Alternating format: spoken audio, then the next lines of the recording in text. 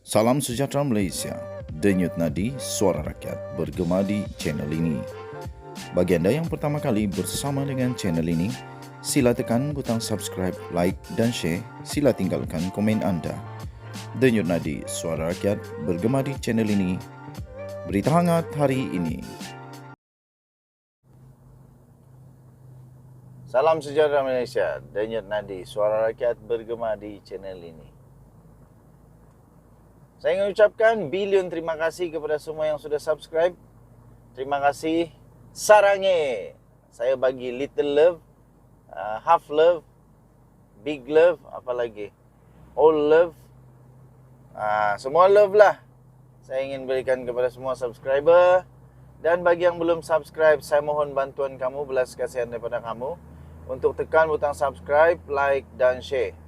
Kerana subscribe itu percuma, sebab kita berimpian channel kita ini akan membesar, cukup besar, cukup berpengaruh untuk memberikan impak yang besar kepada suara rakyat, sehingga kita harapkan suara-suara daripada channel ini untuk permohonan-permohonan suara rakyat boleh sampai ke telinga Datuk Seri Anwar Ibrahim, Perdana Menteri Malaysia.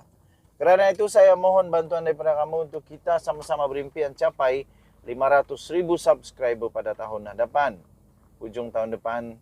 Jadi mohon tekan butang subscribe. Okey, so apa cerita kita hari ini? Semakin hangat diperkatakan pada ketika ini, tuan-tuan dan puan-puan yang dihormati sekalian, iaitu tentang pemilihan UMNO. Tentang pemilihan UMNO. Semua orang duk excited, duk nak tunggu-tunggu, duk nak tunggulah apa sebenarnya yang akan terjadi kepada UMNO apabila pemilihan berlaku nanti. Lah ni ada 3 nama yang besar depa kata mungkin akan bersaing di dalam jawatan timbalan jawatan Presiden UMNO. Semua depa ni tak bengam. Semua depa ni tak sama. Semua depa ni tak sehaluan lah. Ada 3 nama. Nama pertama, of course, Zahid Hamidi lah. Zahid Hamidi sama ada dia nak masih pertahankan jawatannya sebagai Presiden Parti UMNO. Hak nombor 2 pula, nombor 2 pastinya Khairi Jamaluddin. Khairi Jamaluddin kita tahu memang dia tak sehaluan dengan Zahid Hamidi, kerana Zahid Hamidi menurut Khairi Jamaluddin kluster mahkamah perlu kluster mahkamah lah. Okey, nokta. Kemudian Khairi Jamaluddin kata dia nak sangat untuk membersihkan UMNO supaya dihormati semula. Yang ketiga ni yang kita nak sembang ni. Yang hak ketiga ni yang kita nak gebang. Gebang. Apa gebang? Kita nak sembang-sembang lah. Iaitu Hishamuddin Tun Hussein, anak bekas Perdana Menteri Malaysia agak. Jangan halang pertandingan. Hishamuddin mesti berani lawan Presiden UMNO. Hishamuddin secara terbuka kita tahu apabila Datuk Seri Anwar Ibrahim dicalonkan sebagai Perdana Menteri dan titah yang di-Pertuan Agong pula untuk adanya kerajaan perpaduan, tetapi Hishamuddin tetap berkerah. Dia kata dia tak mau no Anwar do DAP, itu tetap prinsip dia. Jadi ketika itu memang ketara sangat. Hishamuddin Hussein ni memang tak sehaluan sangatlah dengan Zahid Hamidi. Walaupun tarikh pemilihan UMNO belum lagi ditetapkan, tetapi perbualan mengenainya sudah pun mula menghangat. Termasuk ada pihak yang tampil menyarankan agar jawatan presiden dan timbalan presiden tidak dipertandingkan. Maksudnya menang tanpa bertanding kah? Saya tak setuju hak ni. Hak ni saya tak setuju. Mesti ada pertandingan baru betul.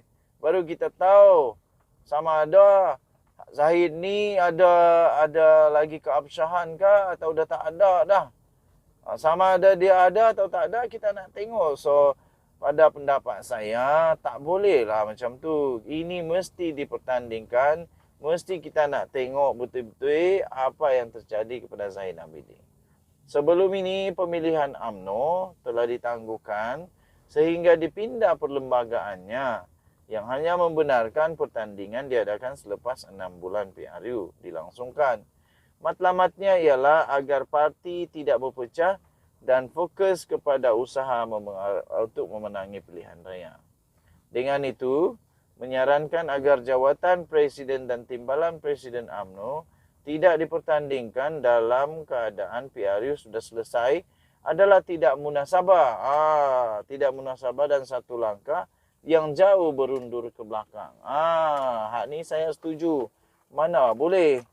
Apa punya demokrasi namanya. Sebelum PRU pemilihan beriak-iak ditangguhkan. Selepas PRU dilarang pula jawatan Presiden dan Timbalan Presiden ditandingi. Mana boleh begini. Sepatutnya, selepas selesai PRU inilah pertandingan mesti dibuka dengan seluas-luasnya dan tidak harus ada usul sekatan sama sekali. Serta untuk apa jawatan sekalipun daripada ditandingi. Nak takut apa jika berlaku pertandingan selepas PRU ni? Takut apanya? Inilah kita nak tengok. Mau tidak mau kenyataannya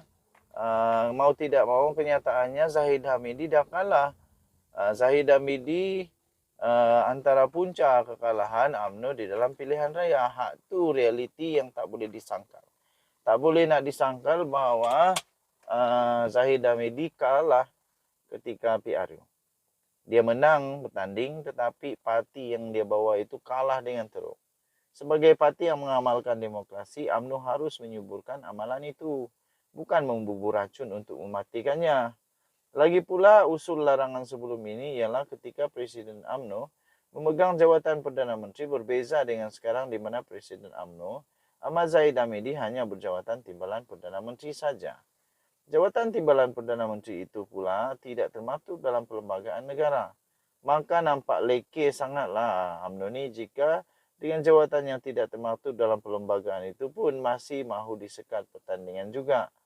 Biarkan pemilihan UMNO kali ini berlaku pertandingan yang seluas dan sebebasnya bagi tanda parti Melayu itu masih belum mati amalan demokrasinya.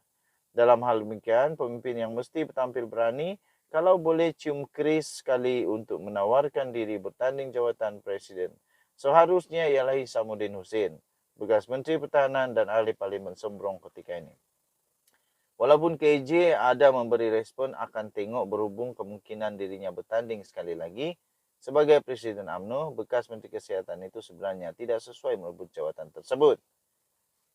Ini kerana beliau ketika ini bukan ahli parlimen setelah kalah di Sungai Buloh baru-baru ini. Tanpa jawatan sebagai ahli parlimen, jika menang pun sebagai Presiden UMNO, beliau tidak mampu menggegar kedudukan Anwar Ibrahim sebagai Perdana Menteri dan kerajaan yang terajuinya.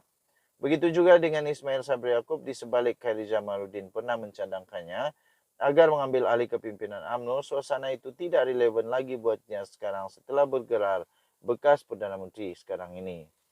Dalam barisan pimpinan yang ada, hanya Hisamuddin satu-satunya yang masih layak dan paling sesuai untuk terus melangkah ke depan. Dalam kemelut penumbuhan kerajaan selepas PRU 15 baru-baru ini, Hisamuddin adalah antara 10 ahli parlimen BN yang malah dipercayai merupakan ketua kumpulan ahli parlimen berkenaan yang mendatangani Akuan bersumpah menyokong Mahyadin Mayassin untuk jadi Perdana Menteri buat kali kedua. Beliau berbuat demikian dalam keadaan sedar bahawa sudah wujud akta anti lompat parti dan aku janji di kalangan ahli parlimen yang memberi kuasa kepada Zahid Hamidi selaku Presiden UMNO dan pengurus CBN untuk menentukan pilihan berhubung penyertaan parti itu dalam kerajaan. Okey, so tuan-tuan dan puan, selain itu berikutan Hisamuddin telah menandatangani akuan bersumpah menyokong Mahyadin sebelum ini. Hasrat untuk menjadikan pengurus CPN itu sebagai Perdana Menteri hanya boleh menjadi kenyataan jika beliau berjaya memenangi jawatan Presiden UMNO.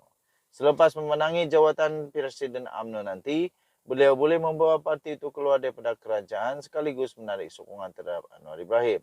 Jangan lupa, cubalah bawa sekali GPS dan JRS untuk terus sama menarik sokongan. Barulah Mahyadin yang gagal sebagai Perdana Menteri sebelum ini dapat menjadi Perdana Menteri sekali lagi. Kesian. Okey, Denyut Nadi Suara Rakyat bergema di channel ini. Kita jumpa lagi. Bye-bye.